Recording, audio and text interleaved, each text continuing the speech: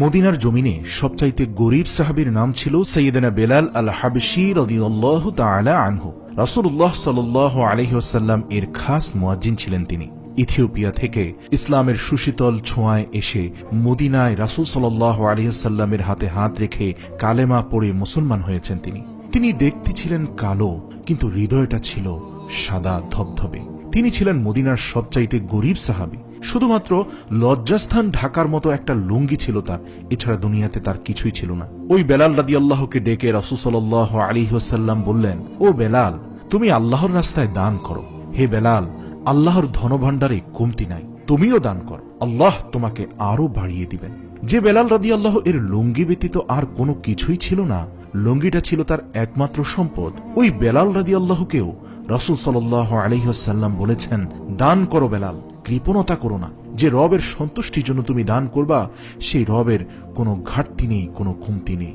গোটা বিশ্বের সবাই সকল চাহিদা পূরণ করে দিল, যার যত চাহিদা সবার সব চাহিদা পূরণ করলেও আমার আল্লাহর ধনভাণ্ডারে 1 ইঞ্চিও কমবে না। এই জন্য মুত্তাকিদের প্রথম বৈশিষ্ট্য, সুখে দুঃখে সব সময় আল্লাহর খুশির জন্য দান করে। দান করলে আল্লাহ বাড়িয়ে দিবেন। প্রিয় দর্শক, আল্লাহর রাস্তায় দানের দৃষ্টান্ত চারা গাছের মতো। যে চারা গাছ রোপণ করে দিলে সেখান থেকে শীষ গজায় 7টা, ওই 7টা শীষের প্রতিটা শীষ থেকে জন্মায় শত শত শস্যদানা, অর্থাৎ শত শত শস্যদানা জন্মায়। আপনি 1 টাকা দান করলে আল্লাহ সেটা 700 গুণ, 100 গুণ থেকে 700 গুণ পর্যন্ত বাড়িয়ে দিবেন। সুবহানাল্লাহ! আল্লাহর প্রাচুর্যতায় কোনো কমতি নেই, আল্লাহর ভাণ্ডারে কোনো ঘাটতি নেই। এই জন্য বেশি বেশি দান করতে হবে। দিলে নতুন করে আসবে, আর না দিলে আসে না, উল্টো আরো কমে যায়। আল্লাহ বলেন, হে বনি আদম, দান করো, তুমি দান করলে আমিও দেব। সুবহানাল্লাহ! অনেকে আমরা ধরে রাখি দেখে নতুন কিছু আসে না। আপনার হাতে 5 কেজির একটা বস্তা, এই ধরে রাখলে আরেকটা নিতে পারবেন? এইটা রেখে দিলেই তো 10 কেজির আরেকটা ধরতে পারবেন। 5 কেজির ওইটা দান করে দেন, 20 কেজির আরেকটা আসবে। 20 কেজির ওইটা দান করে দেন, 40 কেজির আসবে। আর 5 কেজি ধরে রাখলে নতুন কিছু আসবে না, জীবনভর 5 কেজি ধরে রাখা হবে, আর দুর্ভাগ্যক্রমে ফুটো হয়ে 5 কেজি থেকে কমতে থাকবে। হে বনি আদম, দান করো, তুমি দান করলে আমিও দেব। সুবহানাল্লাহ! তবে এই দানটা গোপনে হলে উত্তম। প্রকাশ্যে দান করলেও আল্লাহ কবুল করেন, প্রকাশ্যে দান করা জায়েজ, কিন্তু আল্লাহ বেশি খুশি হন গোপন দান করলে। আল্লাহ তাআলার রাগ আর ক্রোধ যদি আপনার উপর থেকে থাকে, গোপন দান আল্লাহর রাগ আর ক্রোধকে কমিয়ে দেয়। সুবহানাল্লাহ! কিয়ামতের দিন 7 শ্রেণীর ব্যক্তিকে আল্লাহ তাআলা আরশের নিচে ছায়া দিবেন, যেদিন সে ছায়া ছাড়া আর কোনো ছায়া থাকবে না। এর মধ্যে 1 শ্রেণীর ব্যক্তি হলো তারা যারা গোপনে দান করে। সেটা কত গোপনে? হাদিসে আছে, দান এমন ভাবে করো যেন তোমার ডান হাতের দান বাম হাত টের না পায়। সুবহানাল্লাহ!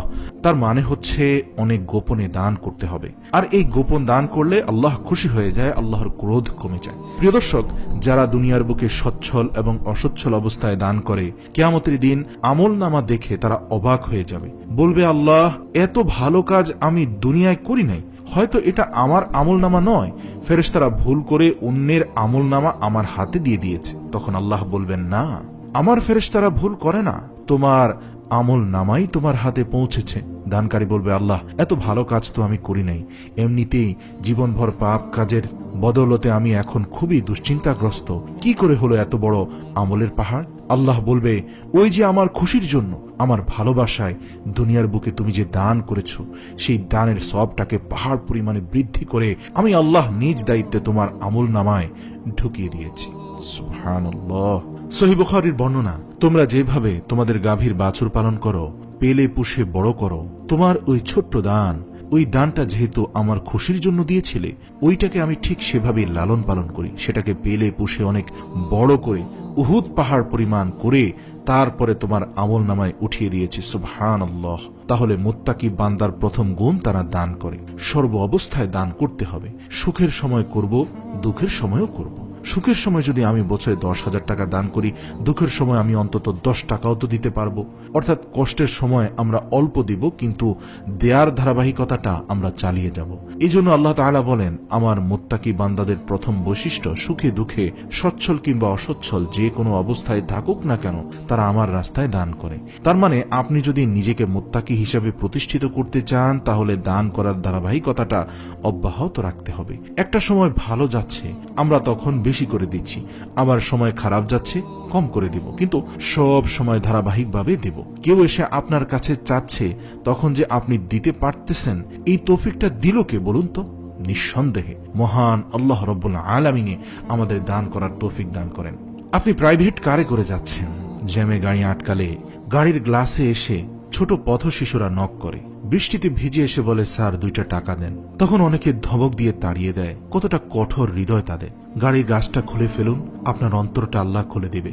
পকেটে হাত দিয়ে 20, 50, 100 টাকা দান করে দিন, আল্লাহ রাব্বুল আলামিন আপনার অন্তরটাকে প্রশস্ত করে দিবে। এই যে আপনি ধমক দিলেন, একবারও কি ভেবে দেখেছেন আল্লাহ এই পথ শিশুটাকে প্রাইভেট কারে বসাতে পারেন আর আপনাকে পথের ভিখারি বানিয়ে দিতে পারেন? সে রব্বুল আলামিনের ক্ষমতা এবং তার মহত্ব, বড়ত্ব, তার প্রভাব সম্পর্কে একবার হলেও আন্দাজ অনুমান করার চেষ্টা করুন। আর আপনার হাতে ভাঙ্গা থালা দিয়ে রাজপথে যে আল্লাহ নামিয়ে দিতে পারেন, এই বিশ্বাসটা অন্তরে রাখুন, ভয় রাখুন, তাহলে দিল খুলে দান করবে ইনশাআল্লাহ। আমরা কেউ মাহরুম হব না। ওমা তৌফিক ইল্লা বিল্লাহ।